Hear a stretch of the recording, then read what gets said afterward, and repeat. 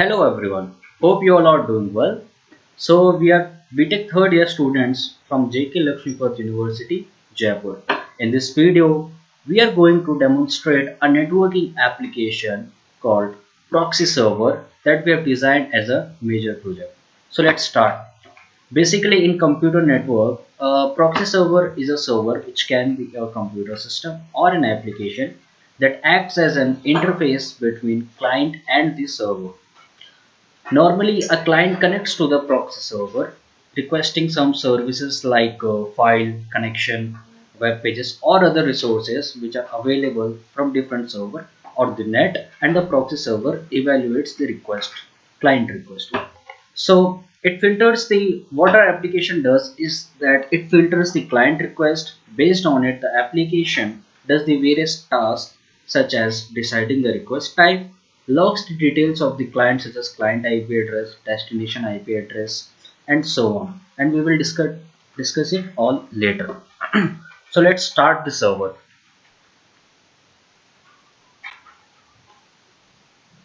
So this is the interface of our computer application proxy server.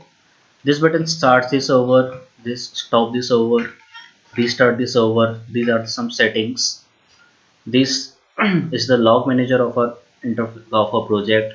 This button is used to delete the cache file. It is used to blocking client, blocking URL, unblocking URL, and unblocking client. And this is the status of the server. So now let's start it. So as you can see, the server is waiting for client request. Now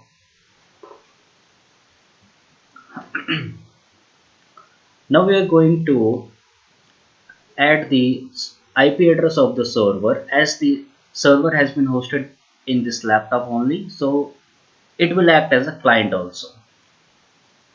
So open proxy settings, we will add the LAN settings. So this is the IP address of the server, and this is the port on which the application is running, as you can see. Okay, so as server is waiting for client request, now let's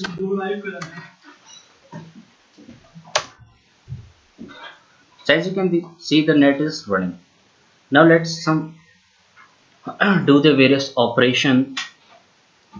As you can see, the client has been recorded on our server. The client IP is client name and the connection time, and this is the status of the our project. So let's try blocking this client. So it is asking you to enter the client IP that you want to block. So let's suppose as we are client, so we will add our IP address. It is 16.11.64.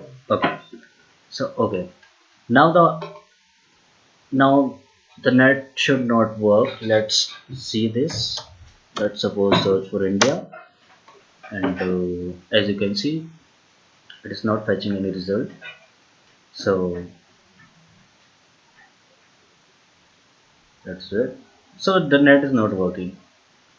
Now unblocking unblocking client.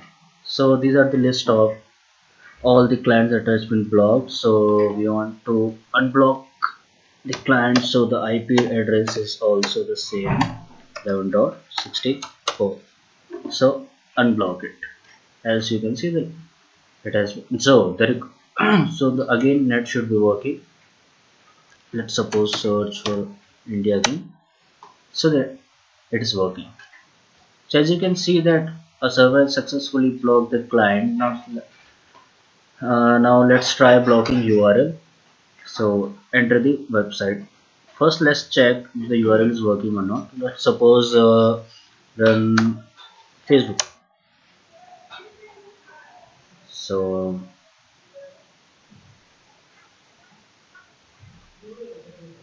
the net get very slow as the requests are passing through server and then is fetching result from the main server. So it is taking quite time.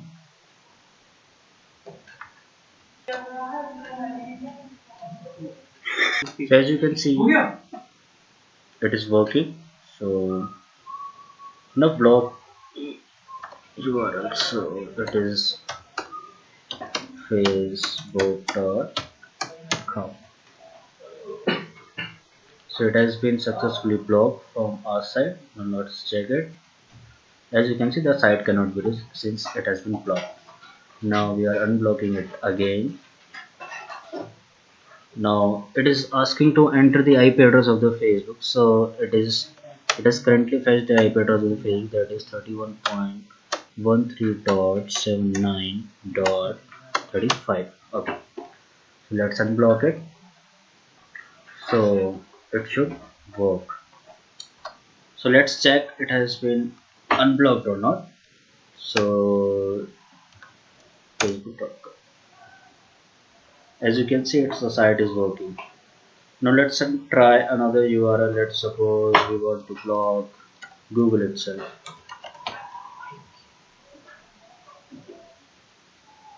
So the site is Google. From our side, the Google site has been blocked. So let's try running it. So as you can see, that site cannot. But we must ensure that the net is also working. So as you can see, the net is also running. Facebook is also running, but the Google site has been blocked from our proxy server. Now let's unblock it. So we have to enter the IP address of 216.58.199.64. So unblock it. So let's check it, reload it. So that's it. Now we will see about the log manager that we have. So this is the table of our log manager. So it is capturing the timestamp, client IP, website address, client name, and all that. So there are basic some operation on which we can perform it. Then these are two, client based or date based. Okay, so let's suppose client based. So it is 172.16.11.64. Now we want to show the log of the. So these are all the.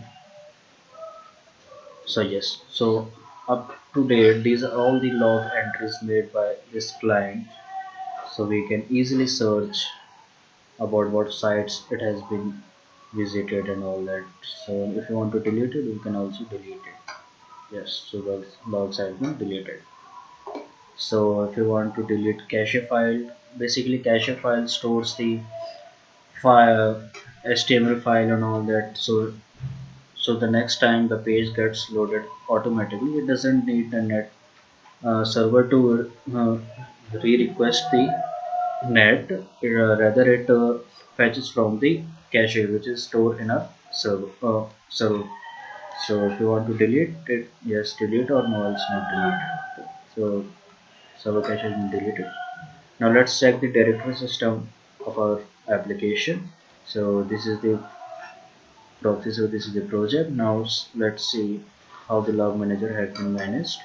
So this is folder name 2018, which specifies the year. This specifies the months. So let's suppose November, and these are all the dates. So it makes easy to find. Now this is the IP address uh, of client. Now these are the files. These are the log files. Okay. As the log files has been deleted, so it is not capturing anything. And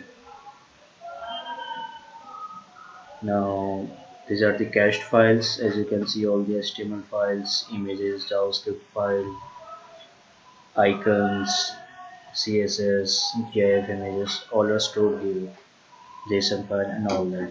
So we also have some policies regarding the server which can ensure that the server does not hang or does not lag. So in order to reduce the load on the server, we have also defined some policies. Let's see some of these. So this is settings. So as we can see that we can select a maximum user on the server, maximum threads supported by the server, and request time for which user, so in seconds. So let's try one of these. So let's suppose we set the user to 0. Okay, now let's okay. So the net should not work as the server does not support any user. As you can see, the status of the server is limit reached, maximum clients on server. Also, the net shouldn't work. So let's reload this page. So as you can see, it is having problem in the internet connection because a server is restricting any request from the client side. So it is not working. Now let's again increase the server so it's on, let's suppose 12. Now it should work. So this server is running. Okay, now let's reload it Google. So as you can see, the net is running fine. So anything, so the net is working fine. Okay, now there are also some other setting as well. For example, maximum thread supported. This is also in regard to the load of the server, that server should not lag off. So we can set the maximum thread supported by a proxy server. So it's range from 0 to 10,000. So let's suppose we do not want any thread to be created. So let's make it 0 and then okay. So as you can see, the maximum threads on the server. Again, the net should not work. Let's reload the Facebook. So as you can see, it's not working fine. So so so we see that the net is not running fine as we have set the maximum thread on the server supported should be 0. Now let's increase the threads to, let's say, 1860. Now plus okay. Now the state of the server has been changed. The server is running successfully. Now let's reload this page. So the net is working fine. Okay, now reload this also. Yes, the net is working fine. So these are the some of the policies for our proxy server which are used to reduce the load on the server. Okay, so that's it. Thank you.